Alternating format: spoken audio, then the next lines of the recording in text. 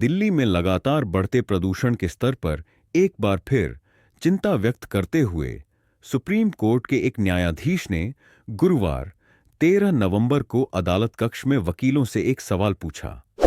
न्यायमूर्ति पीएस नरसिम्हा ने वरिष्ठ वकीलों को संबोधित करते हुए कहा, आप सभी यहां क्यों उपस्थित हैं? हमारे पास वर्चुअल सुनवाई की सुविधा है। कृपया इसका लाभ उठाएं। प्रदूषण, इससे स्थायी नुकसान होगा। जब वरिष्ठ अधिवक्ता कपिल सिब्बल ने टिप्पणी की कि कई वकील पहले से ही अदालत में मास्क पहने हुए हैं, तो न्यायमूर्ति नरसिम्हा ने आगाह किया कि केवल मास्क ही पर्याप्त सुरक्षा नहीं हो सकते हैं।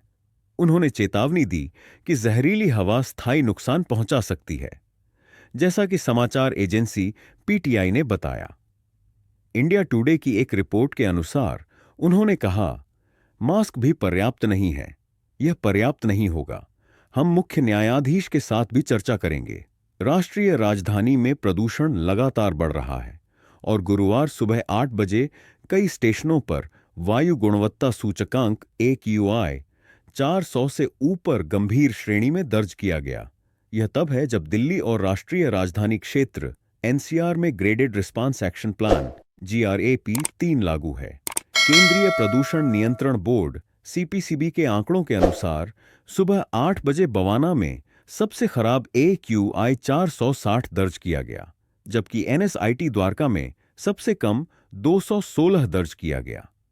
इंडिया गेट और कर्तव्य पथ के आसपास का इलाका धुंध की घनी चादर में लिपटा रहा और इस इलाके में AQI 396 दर्ज किया गया, जो बेहद खराब श्रेणी में आता है। कुछ घंटे पहले बुधवार शाम 4 बजे दिल्ली का औसत AQI 418 दर्ज किया गया था। बुधवार को ही सुप्रीम कोर्ट ने पंजाब और हरियाणा सरकारों को धान की पराली जलाने पर रोक लगाने के लिए उठाए गए कदमों पर एक स्थिति रिपोर्ट दाखिल करने का निर्देश दिया था, जो दिल्ली NCR क्षेत्र में वायु प्रदूषण में योगदान देता है।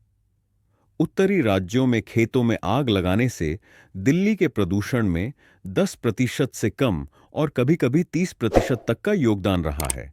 वायु गुणवत्ता प्रबंधन आयोग CAQM ने सर्वोच्च न्यायालय में दाखिल एक हलफनामे में कहा है कि पराली जलाना गंभीर चिंता का विषय बना हुआ है।